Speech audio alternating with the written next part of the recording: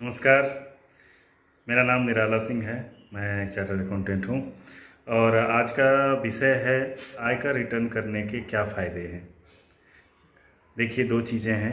एक तो हैं कि जिनकी सालाना आय 2.5 लाख से ज़्यादा है, उन्हें तो आयकर रिटर्न भरना ही पड़ता है। बात हम उन लोगों की करेंगे जिनकी सालाना आय 2.5 लाख से कम है। क्या उन्हें रिटर्न फाइल करना चाहिए या नहीं? तो मैं जब आज आज ये वीडियो जब आप देखेंगे तो वीडियो देखने के बाद आप खुद ही अंदाज़ा लगा सकते हैं कि हमें रिटर्न भरना चाहिए या नहीं। सबसे पहले मैं ये बता दूं कि आयकर रिटर्न होता क्या है। आयकर रिटर्न एक ऐसा स्टेटमेंट है जिसमें आप अपनी सालाना इनकम के बारे में सरकार को बताएंगे। उसमें अगर आपकी टैक्स बनती है तो आप टैक्स पे करेंगे, और अगर नहीं भी अगर आपकी टैक्स नहीं बनती है तो आपके लिए इनकम टैक्स रिटर्न भरना अनिवार्य नहीं है, लेकिन आप स्वेच्छा से रिटर्न भर सकते हैं। तो मैं कुछ फ़ायदे आप लोगों के सामने रखना चाहता हूं जिससे कि आप खुद समझ सकेंगे कि रिटर्न भरना कितना ज़रूरी होता है। सबसे पहला फ़ायदा ये है कि अगर आप किसी गवर्नमेंट ऑर्गेनाइजेशन में अगर आप काम करना चाहते हैं, कोई सरकारी ठेका लेना चाहते हैं या कोई किसी तरह का टेंडर भरना चाहते हैं, तो अक्सर देखा जाता है कि वहाँ पे 3 से लेके 5 साल तक का ITR मांगा जाता है। और अगर आपके पास ITR नहीं है तो फिर आपकी शॉर्ट लिस्ट होने में हो सकता है कि आपको मुश्किलों का सामना करना पड़ सकता है। दूसरा चीज़ है कि अगर आप किसी मल्टीनेशनल कंपनी हो या देसी कंपनी हो, कोई बड़ी कंपनी के साथ अगर आप जुड़ना चाहते हैं, उसकी फ्रेंचाइजी लेना चाहते हैं या उसके साथ आप पार्टनरशिप में काम करना चाहते हैं, उसके साथ जॉइंट वेंचर करना चाहते हैं, तो उस केस में भी आपको अपना ITR रखना होगा और आपको ITR दिखाना पड़ेगा कि कंसिस्टेंटली 3-4 साल का आपके पास ITR है तो कंपनी समझती है कि आप बिज़नेस करते हो, आप रिटर्न फाइल करते हो, आप रूल रेगुलेशन को फॉलो करना जानते हो, तो वो आपके साथ बेहिचक सौदा करने के लिए तैयार दिखेगी। नेक्स्ट तीसरा फ़ायदा है कि अगर आप कोई बड़ा इन्वेस्टमेंट करते हैं, कोई प्रॉपर्टी खरीद लेते हैं या शेयर मार्केट में पैसा लगाते हैं, म्यूचुअल फंड में पैसा लगाते हैं या कोई बड़ी बीमा में इन्वेस्ट कर देते हैं, तो वहाँ पे भी आपको आपका ITR भरना बहुत ज़रूरी होता है। क्योंकि क्या होता है कि अगर आप शेयर मार्केट में पैसा लगाते हो, स्टॉक या म्यूचुअल फंड में पैसा लगाते हो या बीमा में लगाते हो या बहुत बड़ी FD करते हो बैंक में, तो ये सारी संस्थाएँ क्या करती है कि हर साल सारी इन्फॉर्मेशन को इकट्ठा करके वो आयकर विभाग को दे देती है। और आयकर विभाग जब उस चीज़ को वो क्या करते हैं, उसका एनालिसिस करती है कि ये इन लोगों ने यहाँ इतने पैसे लगाए हैं, और फिर वो देखना चाहती है कि वो उसके कंपेरेटिवली आपने आयकर रिटर्न भरा कि नहीं भरा।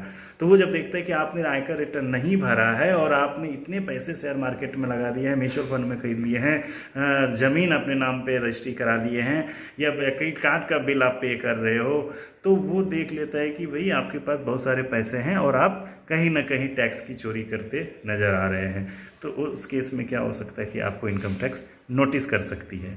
तो नोटिस अगर आपको आ जाती है तो उसके बाद आप जानती हैं कि कितना प्रॉब्लम होता है। तीसरा चीज़ होता है क्या कि बहुत सारे अक्सर लोगों का क्या होता है ना कि TDS कट जाता है। बैंक में अगर आप FD किए हुए हैं या कहीं पे अगर LIC एजेंट हैं तो आपको कमीशन मिलते हैं, या बहुत सारा से मल्टी मार्केटिंग अभी चल रहा है तो बहुत सारे लोगों को कमीशन, ब्रोकरेज ये सब मिलते रहते हैं। अगर आपने कहीं पे कोई काम किया हो, प्रोफेशनली आपने अगर कुछ सर्विस दी हो, तो वहाँ पे भी TDS कट जाता है। तो TDS अगर एक बार कट गया तो आपका कुछ पैसा सरकार के पास रह जाता है। तो उस केस में क्या होता है कि अगर आप ITR भरते हैं, इनकम टैक्स रिटर्न भरते हैं, तो उस TDS को आप वापस क्लेम कर सकते हैं, अपने बैंक अकाउंट में वापस ला सकते हैं। उसी के साथ साथ क्या होता है कि कभी कभी ये देखा गया है कि अगर आपका टैक्स बनता है, आपका 2.5 लाख से ज़्यादा का अगर आपका इनकम है साल का और आपका टैक्स बनता है और आपने क्या किया कि आपका TDS कट गया, तो आप सोचते हो क्या कि मेरा तो TDS कट ही गया, अब हमें रिटर्न भरने की कोई ज़रूरत नहीं है। लेकिन नहीं, सरकार ये देखना चाहती है कि आपका एक सोर्स से इनकम है। वो जो वहाँ पे जो टैक्स कटा है वो एक सोर्स है। सरकार के हिसाब से आपके 5 सोर्स बनते हैं। पहला क्या होता है, सैलरी। दूसरा क्या होता है कि अगर आपका घर है और उससे जो आपको रेंट आती है। और तीसरा क्या है, बिजनेस। और चौथा क्या है कि अगर कोई प्रॉपर्टी बेचते हैं और वहाँ से आपको कोई प्रॉफिट होता है। और पांचवा है इनकम फ्रॉम अदर सोर्सेस। तो ये पांचों सोर्स को वो देखना चाहता है कि अगर आपके पास एक सोर्स से इतना प्रॉफिट हो रहा है तो दूसरा, तीसरा और चौथा सोर्स में क्या है क्या नहीं है। तो उसके अगर आप ITR भर के ये नहीं बताते हो कि हमें और कोई सोर्स ऑफ इनकम नहीं है, ये only one source of income है, जब तक आप ये चीज़ को शो नहीं करोगे तो इनकम टैक्स को पता कैसे चलेगा। तो जब तक आप शो नहीं करोगे तो हो सकता है कि इनकम टैक्स आपको नोटिस कर दे। तो फिर नोटिस कर देगा तो फिर आपको प्रॉब्लम हो जाएगी। इससे नोटिस से बचने के लिए है कि अगर आपका TDS कट जाता है तो आप रिटर्न भर दें। नेक्स्ट है कि अगर आप विदेश जाना चाहते हैं और आप वीज़ा के लिए अप्लाई करते हैं और आपके पास जो है और वीज़ा अप्लाई करने के वक्त भी जो है ITR मांगा जाता है। अगर आप ITR वहाँ पे सबमिट करते हो तो आपकी जो वीज़ा की प्रोसेसिंग है वो बहुत आसान ईजी हो जाती है और आपको ईजी वे में जो है वीज़ा मिल जाती है। किसी बैंक से लोन लेना चाहते हो या क्रेडिट कार्ड लेना चाहते हो तो अक्सर देखा जाता है कि बैंक वाले भी 2 से 3 साल का ITR मांग लेते हैं। तो सपोज कीजिए कि आज अगर आपका इनकम 2.5 लाख से ज़्यादा नहीं है, आप रिटर्न नहीं भरे, लेकिन अगर अगला साल आपका 2.5 लाख से ज़्यादा रिटर्न इनकम हो गया तो आपने रिटर्न भर दिया और सपोज कीजिए आपको लोन की आवश्यकता हो गई और आप लोन लेने के लिए अप्लाई करते हैं बैंक में, बैंक आपसे 2 से 3 साल का ITR मांग लेती है, तो आप पीछे से तो ITR रिटर्न भर नहीं सकते, तो फिर आप ITR रिटर्न कहाँ से लाओगे। तो उस केस में अगर आप आज से ही रिटर्न भरना शुरू कर देते हैं तो आपको वो रिटर्न भरने का जो है वो फ़ायदा उस समय आपको मिल जाता है। तो इसके लिए आपको ITR भरना चाहिए। और अभी क्या है कि अभी सरकार हर दिन कुछ ना कुछ नए नियम लेके आते जा रहे हैं। अभी जैसे एक नया नियम आया है कि अगर आप किसी भी बैंक अकाउंट से 20 लाख से ज़्यादा का विड्रॉ करते हो तो उस पर अगर आप ITR रिटर्न नहीं फाइल करते हो तो आपका जितने पैसे निकालोगे उसके पैसे उस पर जो है 2% का TDS कटेगा। और अगर आप ITR रिटर्न भरते हो तो 1 करोड़ तक की निकासी पर कोई TDS नहीं कटता है। 1 करोड़ के ऊपर जाने पे ही आपका TDS कटता है।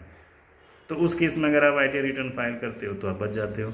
मैंने देखा है कि बहुत सारे गांव में क्या हो रहा है ना, छोटे छोटे CSP वगैरह, कॉमन सर्विस सेंटर, या ये पैसे निकालने का काम बहुत ज़ोरों से चल रहा है। तो वहाँ पे क्या होता है कि देखते देखते मतलब एक दिन का 2 लाख, 4 लाख, 5 लाख लोग ट्रांजेक्शन कर देते हैं। तो 5 लाख अगर करते हैं तो आपका देखा जाता है कि एक महीने में आपका 1 करोड़ से ऊपर हो गया। और उस केस में क्या होता है, आप जब बैंक से पैसे निकालने जाते हो तो वहाँ पर आपका TDS कट जाता है। तो उस केस में आपका पैसा फंस जाता है बैंक में TDS के रूप में। तो इसलिए आपको अगर आप ITR भर देते हो तो उस केस में आपका पैसा डिडक्ट नहीं होगा। तो ये एक फ़ायदा, बहुत बड़ा फ़ायदा मिलने वाला है आपको अगर ITR रिटर्न फाइल करते हैं तो।